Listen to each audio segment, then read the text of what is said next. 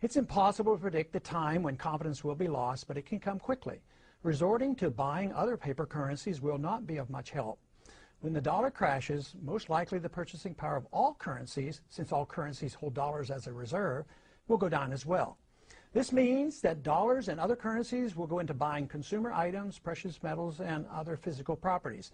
Consumer prices will soar, as well as interest rates.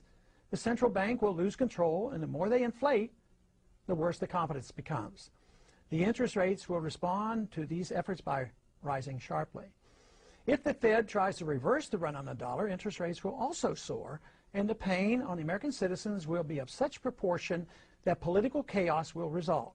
Either scenario leads to political and social chaos, the third event, and the most dangerous. With no ability of the federal government to fund its commitments, international or domestic, major changes will occur in our system. The social unrest will elicit cries for government to exert unusual force to head off a complete breakdown of law and order. The ultimate trap will be set for a system of government claiming to protect a free society. If more power and police authority are not given to the federal government, it will be argued that only anarchy will result. If more government policing power is given, it will mean a lethal threat to civil liberties.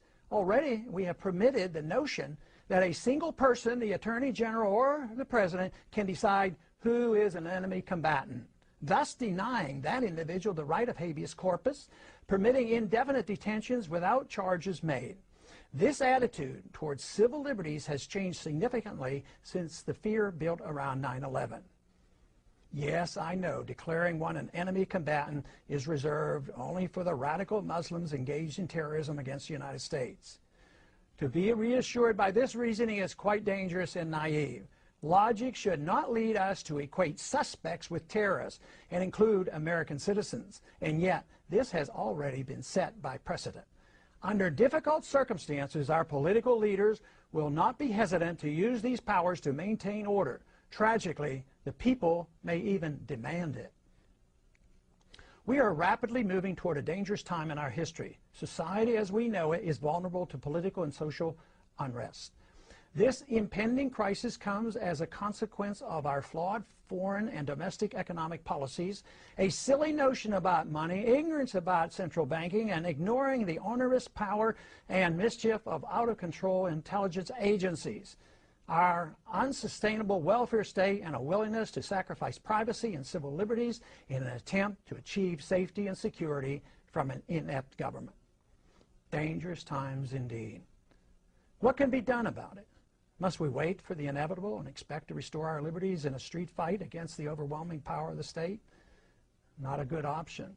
The only way that we can prevent blood from running in the streets is to offer a better idea of the proper role of government in a society that desires first and foremost liberty.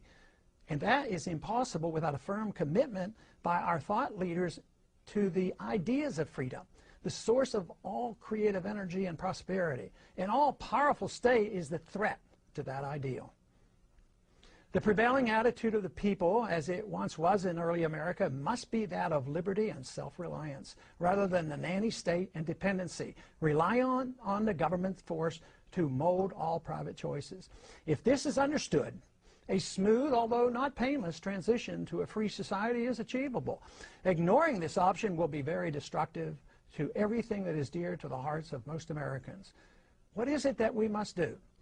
We must immediately embark on balance the budget by reducing spending, change our foreign policy to that of non-intervention, a full audit and more supervision of the Federal Reserve, leading to abolishing the Federal Reserve, legalize competition to the Federal Reserve with competing currencies, regain respect for civil liberties and privacy while reining in the CIA, wean ourselves off the dependence of wealth transfers by government, abolish crony capitalism, no subsidies, no bailouts, no regulatory or tax privileges to protect the powerful elite, especially the military-industrial complex, eliminate the income tax, the inheritance tax, and taxes on savings and dividends.